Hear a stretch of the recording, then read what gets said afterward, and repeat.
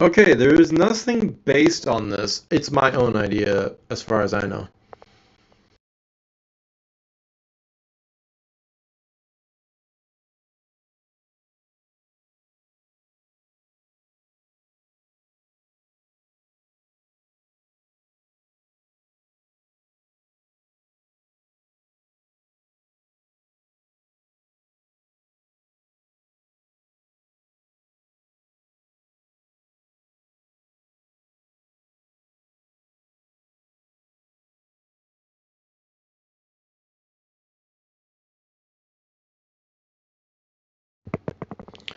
Okay, so I'll get to it.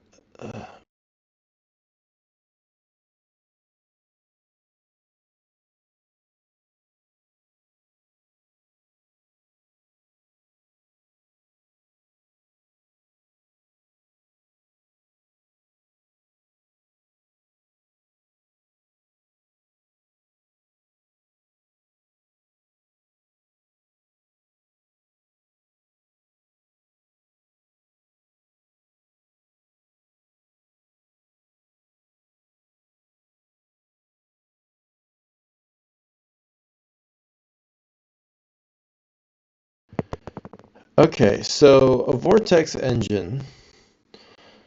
Reference my old video. Um,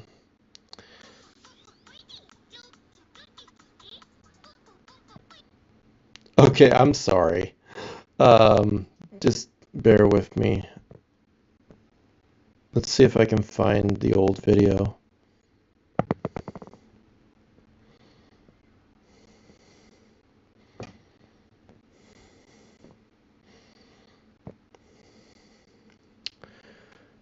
Um, okay, interesting. So I didn't make a video of it in this channel. Good, I am covering it now. Here we are. Hello. Um, this absolutely sucks for making a video, so it'd be better if I was in dark mode. I don't care. I am not gonna apologize.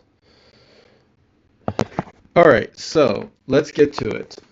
A normal conveyor belt will force a certain amount of mass forward and backward with equal amount of force. This is well understood.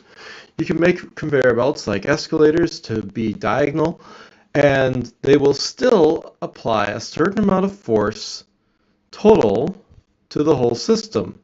However, the force is then just in a diagonal motion. It's not any different. However, when you combine the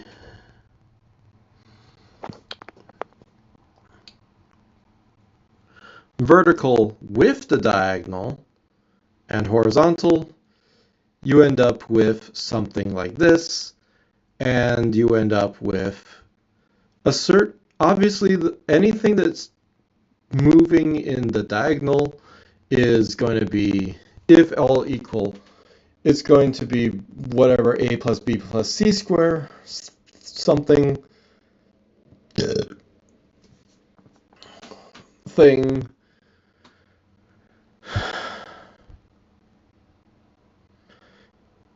The length of that diagonal. So what if instead you make it into a lower angle? Shut up. Close enough. Now instead there will be a slight amount of force felt upward compared to the sideways amount of force, which will be double.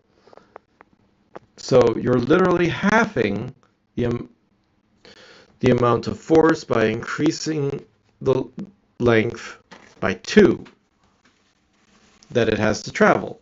This makes sense? Half of the direction is forward and half of the direction is sideways. Credit where credit is due. Someone who made a microwave engine attempted such a thing, but the problem is he wasn't when using microwaves, you have to understand every bounce that they do is relative to the material they're bouncing against. And if it's a harsh bounce, a lot of kinetic energy is transferred. So his system was bad. This is a vortex engine.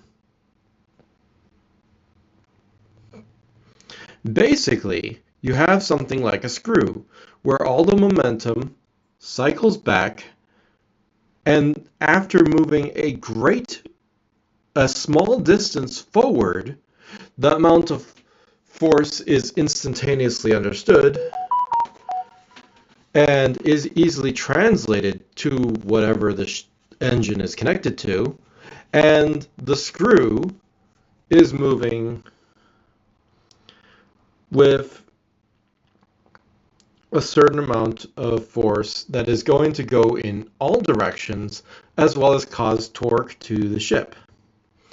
This is very important for you to understand because with a clockwise, anti-clockwise, and then what is it?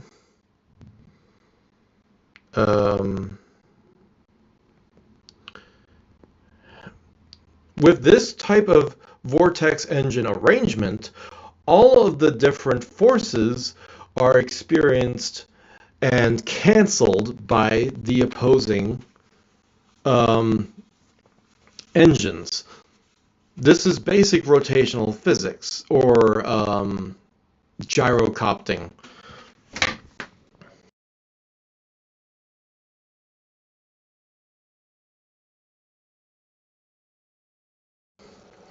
So any amount of force from this system will force energy this way, as well as a torque, which it cancels out on both sides.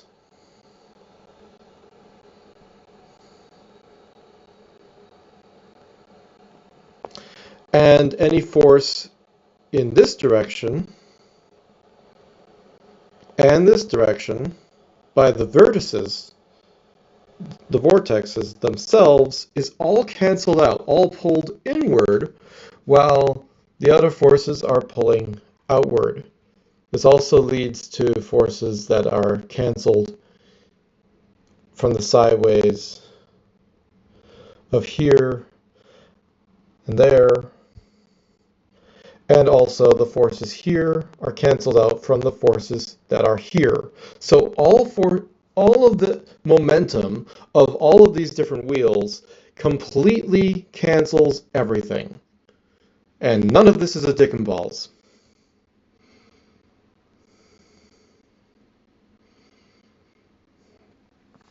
Thankfully, I didn't run out of space for removing things.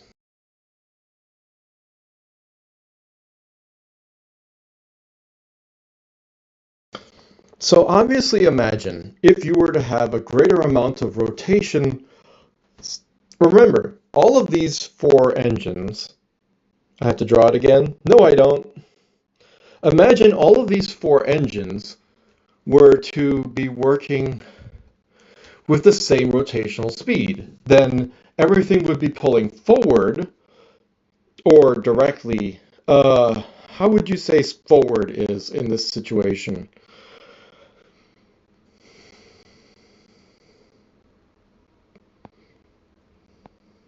This is from the upward direction. You got the screw and everything pulls the matter from front to back. So it will pull the ship forward. I have changed everything about the previous stuff, so I can't bring back anything else. But forget about that. Imagine you have the rotation of these ones down here going faster than the ones going here. Well, clearly they would give more momentum towards that sideways component, and therefore your ship would start turning in from the bottom up in a circle.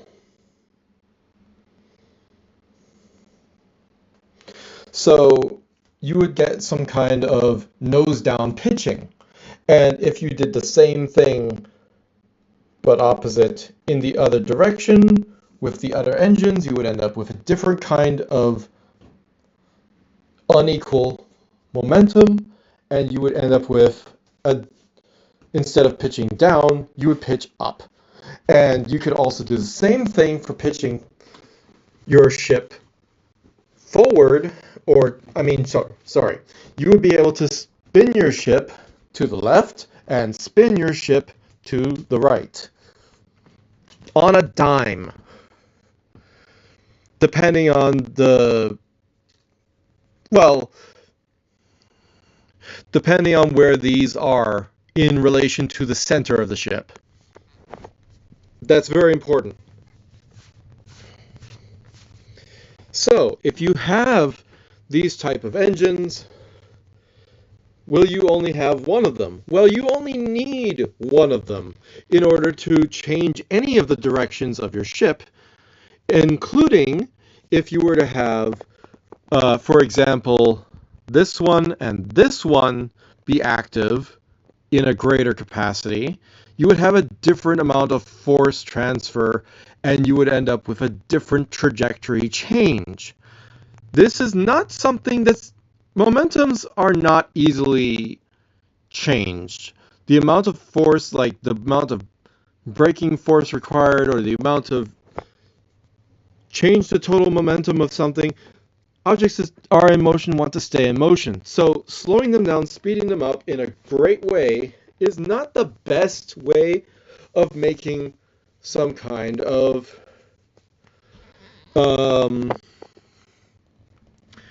change in direction, but it is something you have to be aware of. If you're going to use these engines, you're going to need to make sure they are all balanced, or they will throw your ship off kilter, and you'll have to use regular thrusters more. However, in the opposite direction, if you were to use this to allow for maneuvering, it will provide some amount of assistance with maneuvering, not just forward momentum.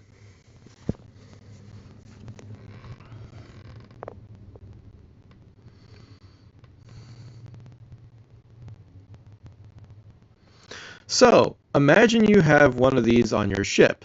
The majority of the time, the maneuvers is going to spin down until finally it shoots up. Like any screw, it's going to rotate. Look, there are better ways of drawing screws. I know that. I don't care.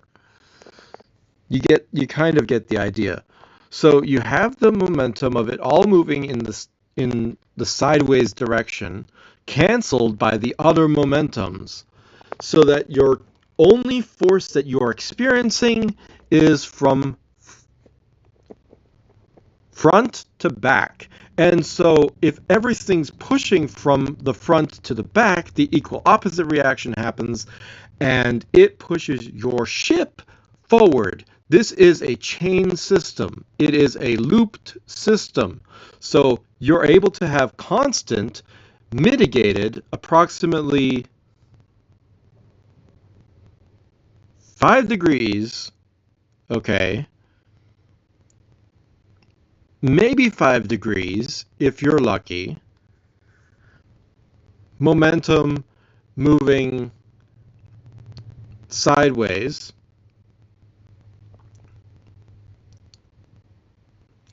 and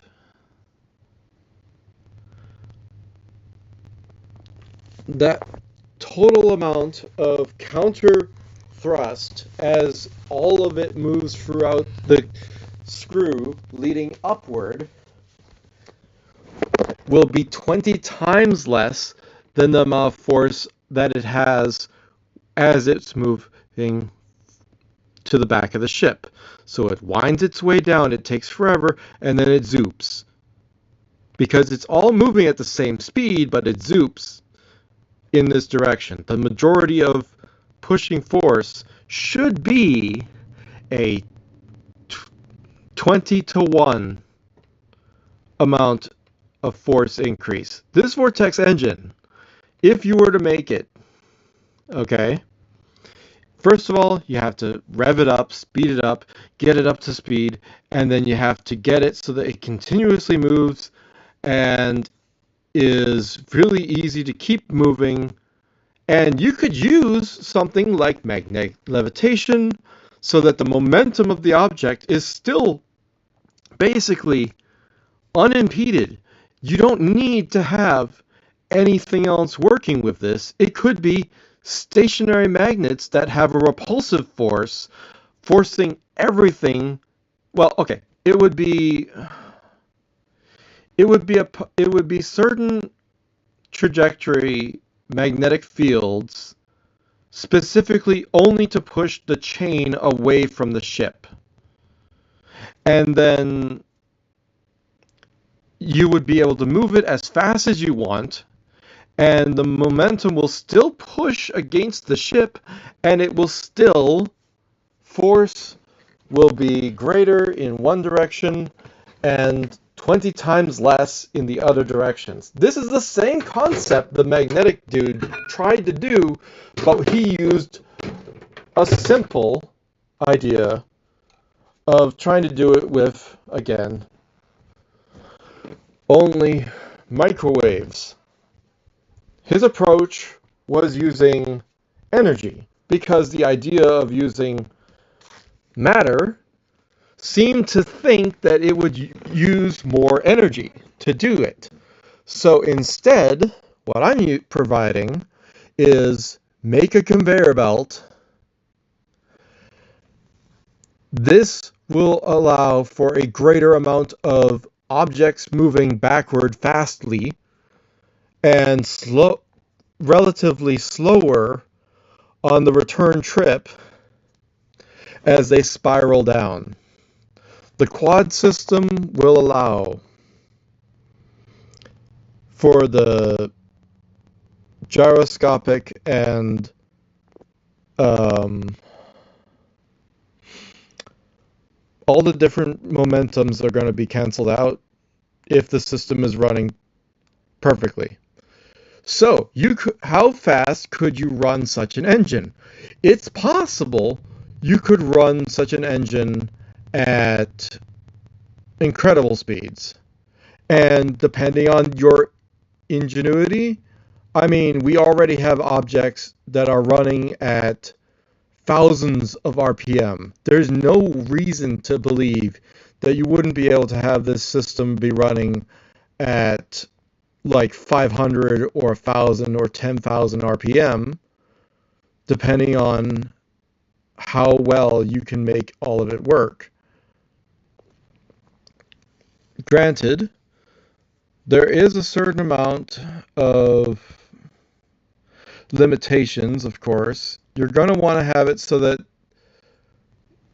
you can slow down the engine, but in general, it will provide that thrust once it's on. So this means you're able to make something like, so where is this best considered useful? Well, I would think this is useful in satellites to allow them to persist forward constantly. The problem is they're constantly using power. This might be a power intensive thing, but you would be able to keep your orbit up and you wouldn't ever lose your orbit. You would be stationary. Whatever the amount of speed for this will provide a certain amount of force, and in space, that's all it takes. An equal opposite reaction happens, and you're thrusted forward with this engine. And then all you have to do is calibrate the speed, and then you counter the gravitational effect, and you suddenly have a system that, if you can put it into like a standby mode where it's just constantly moving and flowing freely without a lot of need for effort, then you have constant velocity, low power. which is hard to imagine, but even if you're using power, you would have constant velocity and you would not ever lose your orbit. So your momentum around any planet would be stationary, is the first application of this. It would also mean that you can make an engine like this that can provide thrust that might be able to become, is it, okay, is this kind of thruster, it's not a thruster, it's a momentum drive. Would momentum drives like this be able to be used as interstellar travel? Well, the answer to that is crazy because it depends. The higher you try to rev up this type of system, depending on how everything works, you're only going to end up with a greater and greater amount of strain on the internal systems. So in order to make one of these vortex engines, you first have to make a structure that will hold together at high velocity of high amounts of mass. So as long as you do it within the tolerances, you should be able to make a ship that can go, I don't know, let's say you can make a few thousand pounds of thrust easily with a small engine like this.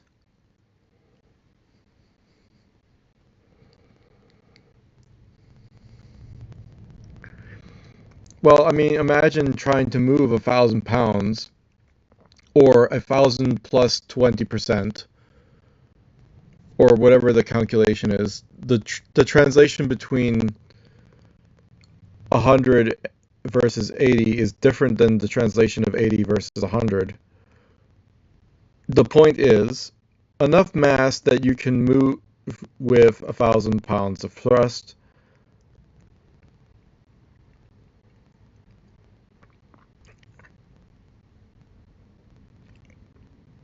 I mean, the question is 1,000 pounds of thrust even good enough for you? Is that a low estimation of what these engines can accomplish? Well, depending on the size of the engine and depending on the complexity of the whole thing, whatever you're putting into it, it's going to be limited, it's going to be basic, it's going to be there's a certain amount that after certain speeds, I mean, let's say you're moving lots of mass backward quickly, right? That is, compared to its size, the amount of push that you would have to do to move that mass backwards.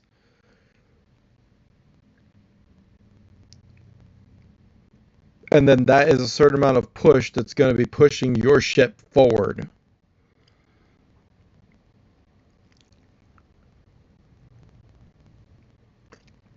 With the angle of 5 degrees, or sorry, 5 degrees is the wrong word because it's not 5 versus 100. It's whatever. You kind of get the idea.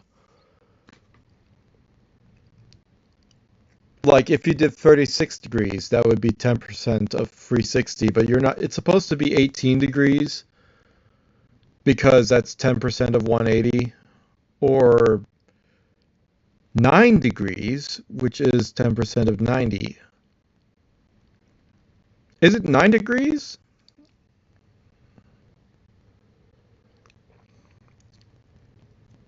Yeah, it would be 9 degrees, or if I'm thinking about a 20 to 1, and the ratio needs to be,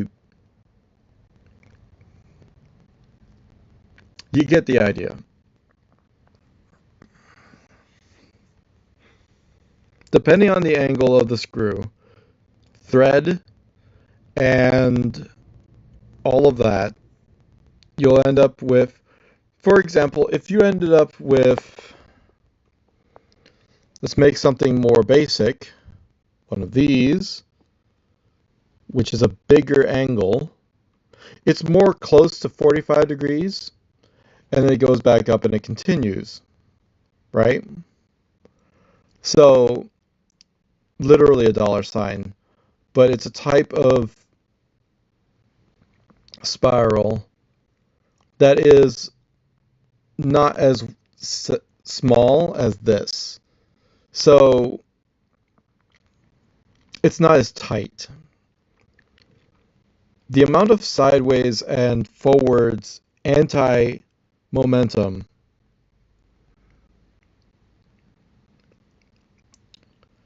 or canceling out the momentum that will cancel out the what you prefer the thrust to be.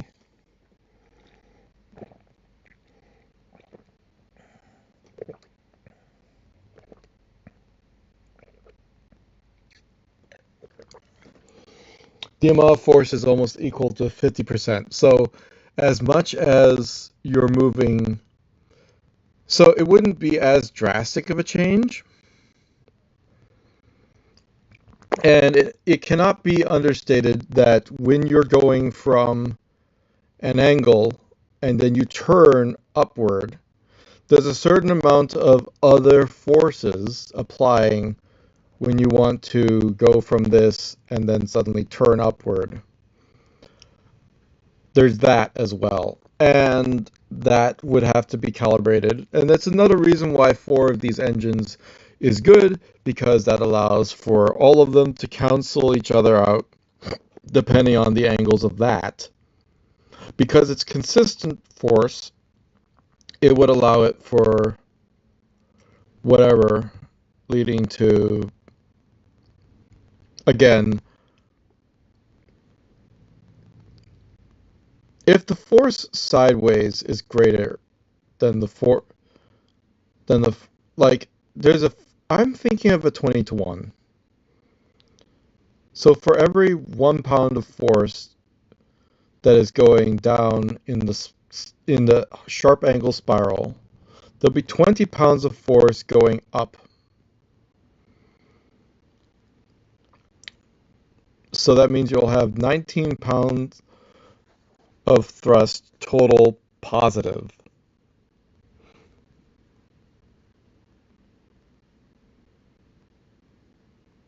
That just is sound. It makes sense that you have reduced the amount of downward force so much by having it take a longer path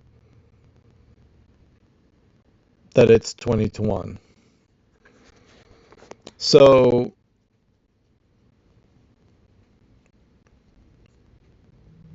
again, the idea of this that works best, you have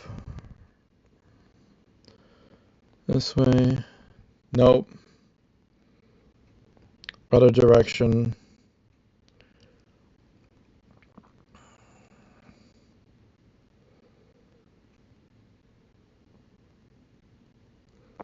nope,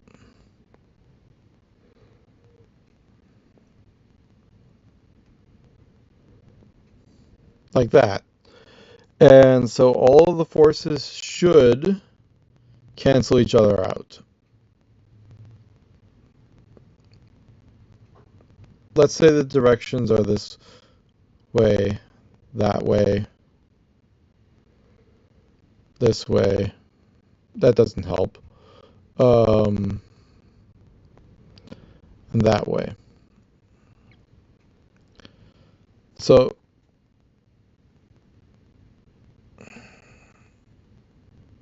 again, it also matters which directions things are going. If you have them face, this is the opposite of what I had the other way around. Is probably better because then you're having forces go inwardly versus outwardly. This is pushing all of the effort outward, and then this one's pushing all this effort this way. The combine of these two is pushing all of its effort out this way now. So it depends on the angle that you have these oriented. So if you switch it around, all of the forces will be reversed. And instead it will go this way and this way, this way, and this way, all inward. And for some reason, that might be better. I don't know. But the point is that the top cancels out the bottom, the left cancels out the right, the rotations all cancel out each other's rotational torques, and it's all equal. As long as they're all on the same momentum, the same speeds, doing the same thing, you should be happy.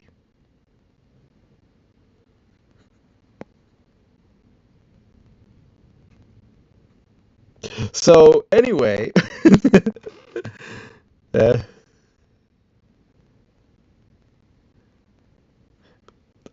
if you have a vortex engine out in space, it should work great. Simple momentum of spinning wheels is not what I'm saying. There are better ways of doing it.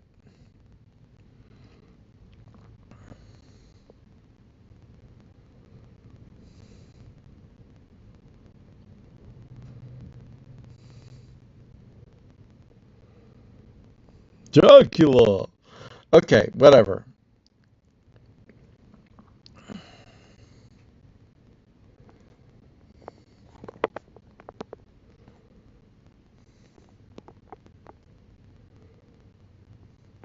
Thanks for watching.